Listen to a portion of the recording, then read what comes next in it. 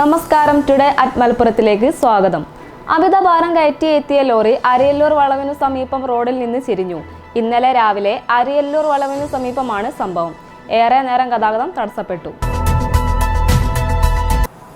പൊന്നാനി ചന്തപ്പടിയിൽ തെരുവുനായയുടെ കടിയേറ്റ് സ്ത്രീകളും കുട്ടികളും ഉൾപ്പെടെ നിരവധി പേർക്ക് പരിക്ക് പറ്റിയവർ പൊന്നാനി താലൂക്ക് ആശുപത്രിയിൽ പ്രാഥമിക ചികിത്സയിലാണ്. വൈദ്യുതി ഉപഭോഗം കുറയ്ക്കാൻ സബ്സ്റ്റേഷനുകളിലെ ട്രാൻസ്ഫോർമറുകളിലെ വോൾട്ടേജ് ടാപ്പിംഗ് കുറച്ചും കപ്പാസിറ്ററുകൾ ഓഫാക്കിയും വോൾട്ടേജ് കുറയ്ക്കുന്നത് ഉപഭോക്താക്കളുടെ പരാതിക്കിടയാക്കുന്നു. ഫാനുകളുടെ വേഗം കുറയ്ക്കുന്നതും AC-കൾ പ്രവർത്തിക്കാത്തതും രാത്രികാലം ജനങ്ങളെ ചുട്ടുപൊള്ളിക്കുകയാണ്.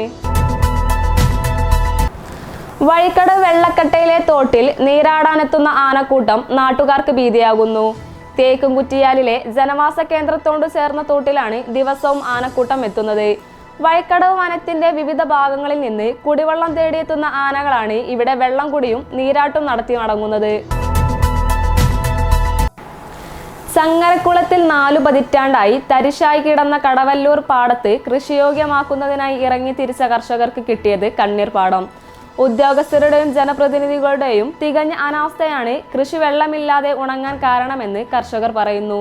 യഥാസമയം പാടങ്ങൾ വറ്റിക്കുന്നതിനും ജലം സംഭരിക്കുന്നതിനും പമ്പ് സെറ്റ് ഇല്ലാത്തതാണ് കർഷകർക്ക് വിനയായത്.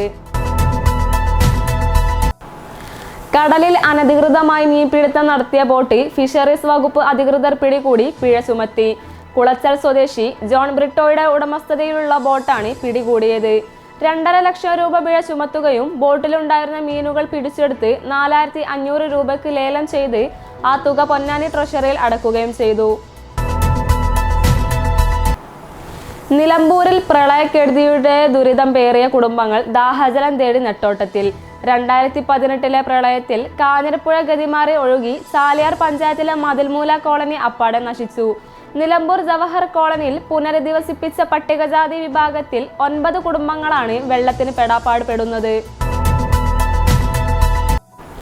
വിദഗ്ധ ചികിത്സയ്ക്കായി ആശുപത്രിയിലേക്ക് പോകുന്നതിനിടെ ആംബുലൻസിൽ യുവതി കുഞ്ഞിന് ജന്മം നൽകി. അമ്മയ്ക്കും കുഞ്ഞിനും രക്ഷകരായി ഡോക്ടർ അഗിതയും എമർജൻസി മെഡിക്കൽ ടെക്നീഷ്യൻ നിജയും. വണ്ടൂർ സ്വദേശിനിയായ 20-കാരിയാണ് ആംബുലൻസിൽ പെൺകുഞ്ഞിന് ജന്മം നൽകിയത്. കോട്ടക്കുന്നിൽ കള്ളുഷാപ്പ് തുടങ്ങാനുള്ള നീക്കത്തിനെതിരെ നാട്ടുകാർ നടത്തിയ സമരം വിജയിച്ചു. സമരസമിതി ചെയർമാൻ കെ വിൽസന്റെ കാല് തല്ലിയൊടിച്ചിട്ടും പതറാതെ ഉറച്ചുനിന്ന പോരാട്ട വീര്യമാണ് വിജയം കണ്ടത്. 75 ദിവസം നടത്തിയ കള്ളുഷാപ്പ് വിരുദ്ധ സമരം തിങ്കളാഴ്ച അവസാനിപ്പിച്ചു. ഇതോടെ ടുഡേ അറ്റ് മലപ്പുറം സമാപിക്കുന്നു. പുതിയ വാർത്തകളുമായി അടുത്ത ദിവസം കാണാം. നന്ദി.